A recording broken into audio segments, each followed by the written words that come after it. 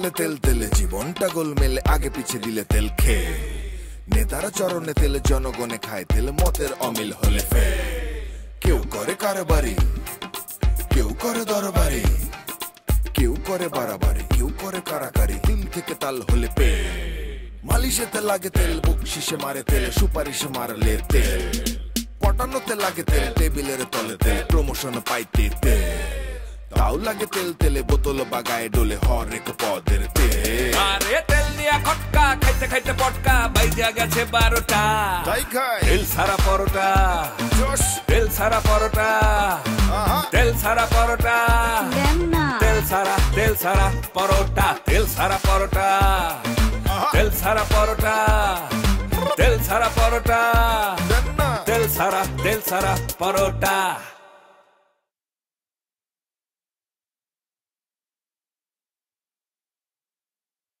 আমাদের তেল কোম্পানির তেল গুড়িয়ে দিয়েছে, লাথি মেরে ভেঙে দিয়েছে, সে তেল নাকি আপনার বাড়িতে ঢুকবে না।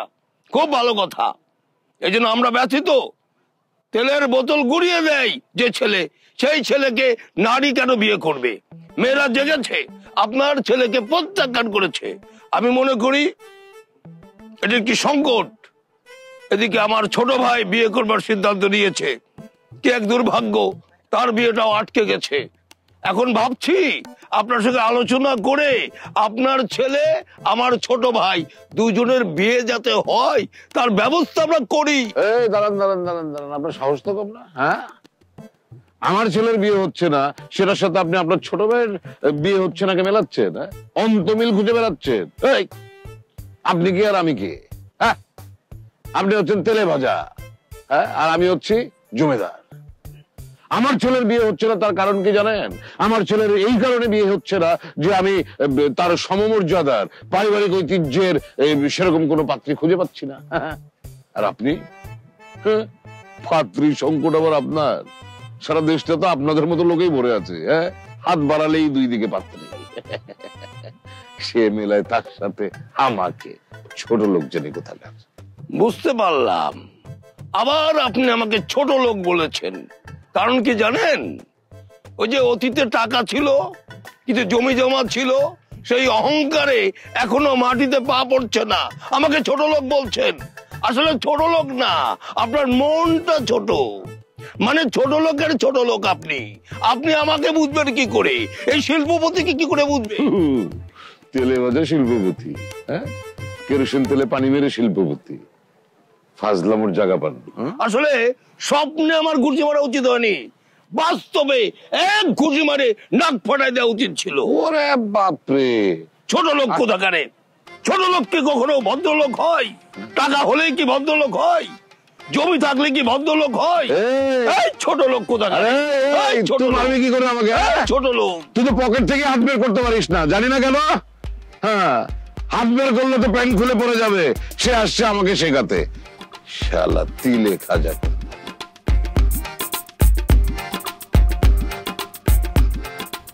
গুরু, আমি পাহাড়ে ঘুরে ঘুরে একটা ফল আবিষ্কার করছি। ফলটা খুবই এক্সেপশনাল।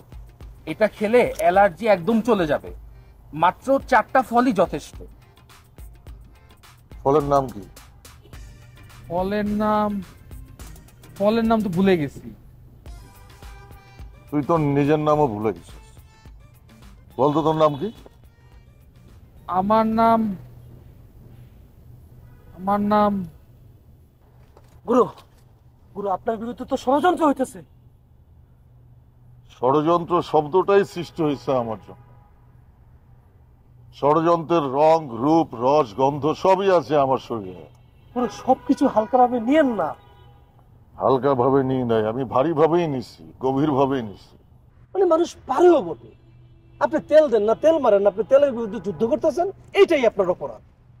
হ্যাঁ, এটাই আমার অপরাধ, আর এটাই আমি করে যাব। মানে এটা মানুষ নিতেই পারতেছে না। আপনি বাড়িতে তেল ঢুকতে দিচ্ছেন না, এটা এখন রাষ্ট্র হয়ে গেছে। মানুষের কথা হচ্ছে যে আপনি পাগল হয়ে গেছেন, আপনাকে পাগলা গারদে নিতে হবে। আপনি আজকে বাড়িতে রান্নার তেল ঢুকতে দিচ্ছেন না, কালকে নাকি আপনি বাড়িতে রান্নার বাজার ঢুকতে দেবেন না, পরশুদিন আপনি বাড়িতে মানুষ ঢুকতে দেবেন না। ঠিক, একেবারে ঠিক। মানুষের অনুমান ঠিক, তবে তার আগে ভেজাল শব্দটা যুক্ত করতে। কোনো ভেজাল জিনিস আমার বাড়িতে ঢুকবে না, কোনো ভেজাল মানুষ আমার বাড়িতে ঢুকবে না, ভেজাল কোনো কিছুই আমার বাড়িতে ঢুকবে না। আর আমাকে পাগলা গারোতে পাঠাতে হবে না, যাদেরকে পাঠাতে হবে তাদের লিস্ট আমি তৈরি করতেছি। একদম ঠিক করুন। আর আপনার চুলকানি নিয়ে তো এখন মানুষের মধ্যে চুলকানি শুরু হয়ে গেছে, মানে স্কিন ডিজিজ নিয়ে মানুষের এত আগ্রহ, মানে আগ্রহ বেড়ে গেছে। আমি জানি সব আমার কাছে পানির মতো পরিষ্কার। আমার পান থেকে সামান্য চুন খসলেই তাদের মাথা গরম হয়ে যায়। গুরু, এটা আমি বুঝতে পারছি, আপনি হচ্ছেন ন্যাশনাল হিরো, সবার দৃষ্টি কিন্তু এখন আপনার দিকে। এই তো, চোখ যে মনের কথা বলে, কিন্তু চোখের সে ভাষা কয়জন বুঝিতে পারে? কেউ বুঝতে পারে না গুরু, বিশেষ করে মেয়েরা তো বুঝতেই পারে না। আপনি বাড়িতে তেল ঢুকতে দিচ্ছেন না, আপনি বাড়ির মধ্যে সরিষার তেল সয়াবিন তেলের বোতল ভাঙছেন, এই নিয়ে তারা আপনার বিচার ডাকছে। তার বিচার? আপনার বিচার। তেলের বোতল ভাঙা প্রতিরোধ কমিটি আর রান্নার তেল ব্যবহার করা কমিটি, এই দুইটা সংগঠন আপনার বিরুদ্ধে বিচার ডাকছে। এই তো পাগলা গারদে যাওয়ার তালিকা দীর্ঘ হচ্ছে। আর গুরু, এই সংগঠনগুলোর নেতৃত্ব দিচ্ছে নারীরা। তারা অলরেডি সাংবাদিক সম্মেলন করে ঘোষণা করছে যে তারা প্রফুল্ল শাহকে বিয়ে করবে না, এবং সারা বাংলার নারীদের প্রতি তারা একটা আহ্বান করছে প্রফুল্ল শাহকে যেন কেউ বিয়ে না করে। বাহ, তারা তো আমার আশা আকাঙ্ক্ষা পূরণ করে দিচ্ছে, তাদেরকে ধন্যবাদ। তারা একটু আরাম করে চুলকায়নি। জীবন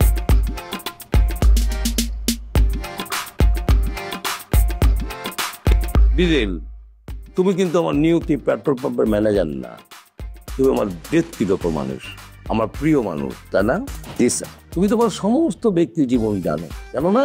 কি যে বলেন না স্যার, আপনার শিশুকাল থেকে এই পর্যন্ত আপনার জীবনে যা যা করছে সবকিছু আমি জানি স্যার, সবকিছু আমি নোট করে রাখছি স্যার। একেবারে ঠিক। তুমি বলতে পারো আমার ব্যক্তিগত ডায়েরি, আমার ব্যক্তিগত ডায়েরির যাবতীয় তথ্য তোমার কাছে পাওয়া যাবে, যাবে না? জি স্যার, পাওয়া যাবে স্যার। আমি যখন মারা যাব তখন তোমার এই ডায়েরি কিন্তু প্রকাশ করে দিবা না? অবশ্যই প্রকাশ করবো স্যার, এবং এই ডায়েরির উপরে লেখা থাকবে, এটা ডায়েরি স্যার, একটা বই প্রকাশ করবো। হ্যাঁ, ডায়েরিটা তো বই আকারে প্রকাশ করবা, বললামই তো। হ্যাঁ স্যার, বই আকারে প্রকাশ করবো, এবং বইয়ের উপরে লেখা থাকবে এরকম শিল্পপতি পৃথিবীতে আর একজনও আসবে না যে ক্লাস 2 পাস হইয়া। ও বিবি, এই ক্লাস 2 এর কথা বলো না তো, ওটা বাদ দিয়ে বলো। স্যার, এই ক্লাস 2 এর পাসটা কথা না বললে তো হইব না স্যার। আপনি ক্লাস 2 এর পাস হইয়া বিবিএ এমবিএ লোকজনকে কিভাবে খাটাল স্যার? তারা সারাদিন কম্পিউটারে বসে বসে বিভিন্ন হিসাব করে, হিসাব নিতে পারে না, কিন্তু আপনি 1 সেকেন্ডের মধ্যে একটা হিসাব দেওয়া দেন, হিসাবটা মিলা যায়। তারা কোনোভাবেই বুঝতে পারে না যে আপনি ক্লাস 2 পাস। তারা মনে করে আপনি সব কিছু পাস করে ফেলছেন স্যার। এই যে এই ক্লাস 2 এর কথা বললে, এই যে আমরা সার্টিফিকেট নিচ্ছি, সমস্যা হবে, এই প্রসঙ্গটা বাদ রেখে লিখবা। ও জি স্যার, বুঝতে পারছি স্যার। দিদি, হ্যাঁ, এই যে আর একটা কথা, আমাদের আওতাবাবু সরিষার তেলের যে ডিরেক্টর, আমার ছোট ভাই সোনা মিয়া যে বিয়ে করেনি, তাই তো জানো? কি যে বলেন না স্যার, আপনাদের পরিবারে তো সব কিছু জানি স্যার। তবে স্যার একটা কথা স্যার, সোনামিয়া স্যারের বিয়ে না করাটা ঠিক হয় না, ওনাকে আর কি বিয়ে করা উচিত ছিল। ঠিক বলেছ, ওর বিয়েটা আগে করা উচিত ছিল। যাও, আমরা বিয়ের সিদ্ধান্ত নিয়েছি। আমরা চাচ্ছি খুব ধুমধাম করে সোনা মেয়ের বিয়েটা দিয়ে দিতে। খুবই ভালো সিদ্ধান্ত নিয়েছেন স্যার। এখন এই সিদ্ধান্ত বাস্তবায়নে তোমার একটা ভূমিকা আছে। কি ভূমিকা স্যার? তুমি সোনা মেয়ের জন্য একটা মেয়ে দেখবা মানে আমাদের মতন শিল্পপতি টু শিল্পপতি, আমাদের মতো মেয়ে দেখবা, মানে আমাদের স্ট্যাটাসের সঙ্গে যায় এরকম একটা মেয়ে দেখবা। ও মানে স্যার, আপনাদের বর্তমান স্ট্যাটাসের সঙ্গে যায়, সেটা তো নিশ্চয়। তো স্যার, আমার একটু মাস 2 সময় দিতে হবে। আপনি যদি স্যার আমার মাস 2 সময় দেন, এর মধ্যে আমি ঠিকই শিল্পপতির একটা সুন্দরী মেয়ে খুঁজে আই না আপনার সামনে হাজির করতে পারবো স্যার। ভিজেল, যদি তুমি শিল্পপতির সুন্দরী মেয়েকে নিয়ে হাজির করতে পারো, তাহলে কিন্তু তোমাকে আমি একটা সারপ্রাইজ দেব। বলেন কি স্যার? কি সারপ্রাইজ? আরে, তোমার আমি নিয়তি পেট্রোল পাম্পের ম্যানেজার বানাইছি না? জি স্যার। আমি ম্যানেজারের উপরে একটা পদ সৃষ্টি করবো, সেই পদে তোমার বসাই দিব। তাহলে কি স্যার এবার প্রমোশনের সাথে আমাদের তো পারবো স্যার? এই তোমার বেতন এখন তো কত? 7,800 স্যার।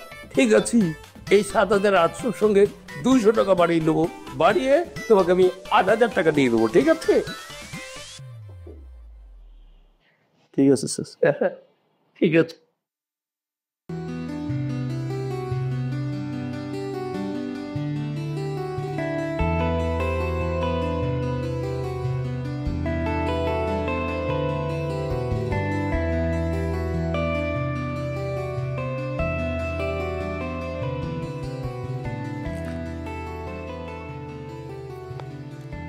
আব্বা তুমি কি ভাবতেছো? কি হচ্ছে তোমার? কি আর ভাববো, ওই যে তোর বড়জনের সিদ্ধান্তটা দেখলি তো, ব্যক্তিগত সিদ্ধান্তে আমরা হস্তক্ষেপ করতে পারবো না, আমরা ওকে বিয়ে দিতে পারবো না, কারণ এটা নাকি তার ব্যক্তিগত বিষয়, ব্যক্তিগত সিদ্ধান্ত।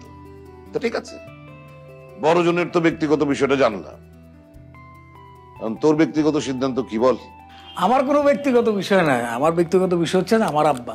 আমার আব্বা যেটা বলবে সেটাই আমার ব্যক্তিগত বিষয়। তুই বলছিস এই কথা? এই জন্য তোকে আমি এত ভালোবাসি, আদর করি। আয় বাপের কাছে আয়, আয়।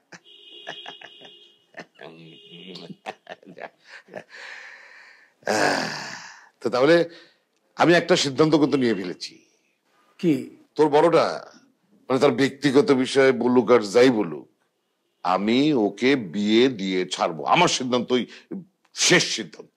অবশ্যই বাবা, তুমি যেই সিদ্ধান্ত নিবা সেই সিদ্ধান্ত সে টপকানোর কোনো অধিকার তার নাই, সে জীবনেও করবে না, জীবনেও পারবে না। গুড, এই যে তুই আমার লক্ষ্মী ছেলে, এই জন্য তুই বিষয়টা বুঝতে পেরেছিস। হ্যাঁ আব্বা, তুমি শুনে আরো খুশি হবা যে আমি দারুণ একটা বিষয় হাতে নিছি। তাই নাকি? হ্যাঁ, ওই যে আমার এক ছোট ভাই আছে না, মডেল ফয়সাল। হ্যাঁ, আরে তোমারে আগে একবার বলছিলাম না যে ওই তিলের খাজা অয়েল মিল কোম্পানির মালিকের যে ছোট ভাই ব্ল্যাক ডায়মন্ড, সে করছে কি তারে হিট করছে, মারছে।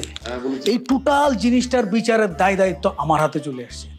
আমি যে প্ল্যানটা নিছি যে লাখ লাখ মানুষের সামনে সে ফয়সালের কাছে মাপ চাবে, টোটাল জিনিসটা আমরা ভিডিও করব, ভিডিও করে ইউটিউবে ছেড়ে দেবো, ফেসবুকে ছেড়ে দেবো, ভাইরাল করে দেবো। আবার তুমি চিন্তা করছো যে কোটি কোটি মানুষ এটা দেখতেছে। বাবা বাবা বাবা, তুই তো দারুণ একটা বুদ্ধি করেছিস। হ্যাঁ, আমি তো পরিষ্কার দেখতে পাচ্ছি ওই কালাটা, ওই যে তিলে খাজা কোম্পানির ব্ল্যাক ডায়মন্ড, হাত জোর করে সে ফয়সালকে পাশে রেখে কোটি কোটি মানুষের কাছে মাপ চাচ্ছে, দুনিয়া জোড়া সেটা ভাইরাল হয়ে গেল, সবাই দেখছে, আর তখন সেটা ডোনাল্ড ট্রাম্পের কাছে পর্যন্ত পৌঁছে যাবে। বাবা বাবা, আন্তর্জাতিক পর্যায়ে এই তিলে খাজা কোম্পানির উপর স্যাংশন চলে আসতে পারে। আব্বা, পুরো ব্যাপারটা আমি তোমার সাথে মাঝে মাঝে শেয়ার, মাঝে মাঝে না, তুই আমার সাথে নিয়মিত শেয়ার করবি। আমি দেখতে চাই এইবার তিলে খাজা কোম্পানিকে একদম নাকানি চুবানি খেয়ে একদম ধূলিসাৎ করে দিতে চাই। ঠিক আছে আব্বা, আমি গেলাম তাহলে, কাজ আছে আমার।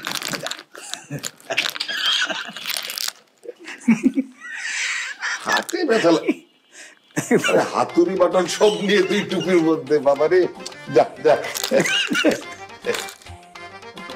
ভালো ছেলে।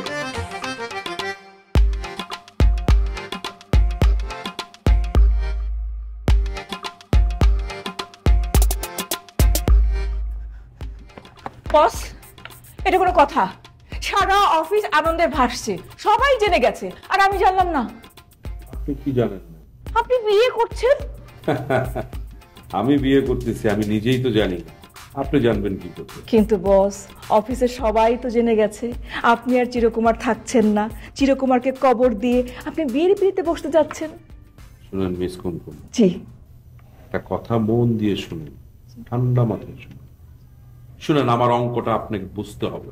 জি। এই তিলের খাজা অয়েল মিল কোম্পানি এমনি এমনিতে দাঁড়ায়নি, এটার পিছনে আমার মেধা, শ্রম, ঘাম অনেক কিছু দিতে হয়েছে।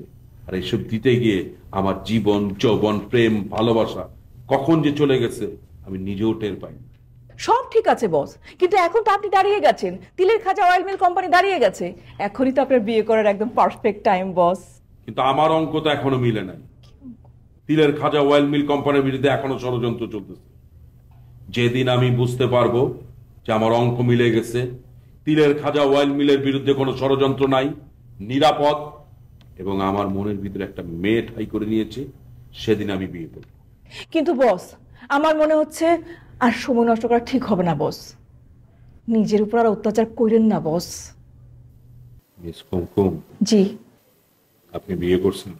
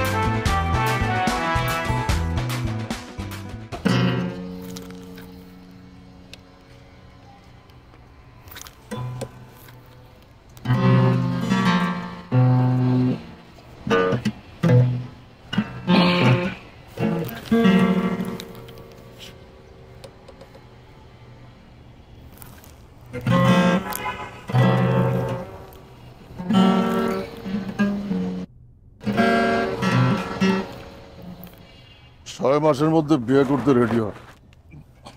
জানি তো মা আব্বার সিদ্ধান্ত, তাই না? বিয়ে করতে 6 মাস লাগবে কেন? 2 দিনে করা যায় না? আধা ঘন্টায়ও করা যায়, 2 দিন লাগে না। তো বিয়ে একটা ঘটনা, যা ঐতিহাসিক। ঐতিহাসিকের কি আছে? আমরা কি নবাব পুত্র নাকি? তোর ধারণা নাই, নবাবের উপরেও আমাদের অবস্থান। আর বিয়ে হচ্ছে এই জগৎ সংসারের সবচেয়ে ক্যাচাল একটা বিষয়। এই বিষয়ে দ্রুত সিদ্ধান্ত নেওয়া যায় না। আরে ক্যাচালের হোক আর আগুনে পোড়া হোক, বিয়ে তো আমাদের করতে হবে নাকি? বিয়ে তো আমাদের করতে হবে মানে? আরে তুমি বিয়ে করবা না? আমার শরীর বিয়ের জন্য এখনো এত গরম হয় না। তোর শরীর তো হট, কি করে ফেল। আমি তো হটই, আমি সবসময় হট। তুমি আমার মাথার উপরে ঠান্ডা পানি দাও, বসায় দাও, দেখবা যে পানি গরম হয়ে গেছে। তুই তো বীর বাঙালি, কথার জাদুকর। তাইলে আর দেরি কেন, করে ফেল। বিয়ে করে বাবা মার মনে শান্তি দে। না, আমি তো চাইলে এখনই করতে পারি, যখন তখন করতে পারি, কিন্তু আমি চাইতেছি না যে আমার বড় বাড়ি রেখে আমি বিয়ে করি। আমার কথা চিন্তা করে যদি তুই বসে থাকিস তাহলে জীবনেও বিয়ে করতে পারবি না। এ ভয়ঙ্কর কথা বলো না তো। যেটা সত্য সেটা বলছি। আমার ডিকশনারিতে বিয়ে শব্দটা নাই, এবং এই বিয়ের ভাবনা আমার মনে কখনোই উকি দেয় নাই। এই জন্য তো আমি মাঝে মাঝে অবাক হই, কেন আমার ভিতরে প্রেম জাগে না, কেন আমার কারোর সাথে একসঙ্গে থাকতে ইচ্ছে করে না, কেন আমার বিয়ে করতে মন চায় না। শালার চুলকানি খুব ডিস্টার্ব করে। আচ্ছা ভাইয়া, আমাদের কি ফ্যামিলিতে কারো চুলকানি ছিল এর আগে? এই বিষয়ে আমি একটা কেস স্টাডি করতেছি। আমাদের আব্বার দাদা মিস্টার ফতে ইসলাম একটা পুরানা পুকুর কিনছিল, খুবই পুরান। সেই পুকুরে অনেক মাছ ছিল। কি মাছ ভাই? এই শিং, মাগুর, কই, ট্যাংরা, শোল, নানান জাতের মাছ। সেই মাছ সে জাল দিয়ে না ধরে হাত দিয়ে ধরতে গেছে। হাত দিয়ে সে শিং মাছ ধরছিল, আর এই শিং মাছ তার জীবনটা শেষ করে দিয়েছে। চুলকানি কিছু আছে? এই মুহূর্তে বলতে পারছি না, তবে আমার শরীরের সাথে শরীর না মেশানোই ভালো। তোর যদি সংক্রামিত হয়ে যায় মানুষের ক্ষতি হয়ে যাবে না? আমার যেটা হয়েছে এটা সংক্রামক না, আমার দ্বারা কারো কোনো ক্ষতি হবে না। ওকে আমরা বিয়ে দিয়ে দেবো। স্যার আসলে আমার মতে কি, যে কোনো মানুষ যে কোনো সময় বিয়ে করতে পারে, কারণ বিয়ে একটা মানসিক প্রস্তুতির ব্যাপার স্যার। মানে এই জেনারেশন কথা নেই বার্তা নেই, কোনো কিছু হলেই লাইফ করে ফেলে। হ্যাঁ, সে বাথরুমে যাবে তাও মনে হয় লাইফ করে বসে থাকবে। আরে তেল দিয়া খটকা খাইতে খাইতে পটকা বাইজা গেছে 12টা। তেল সারা পরোটা, তেল সারা পরোটা, তেল সারা পরোটা, তেল সারা পরোটা, তেল সারা পরোটা, তেল সারা পরোটা, তেল সারা পরোটা।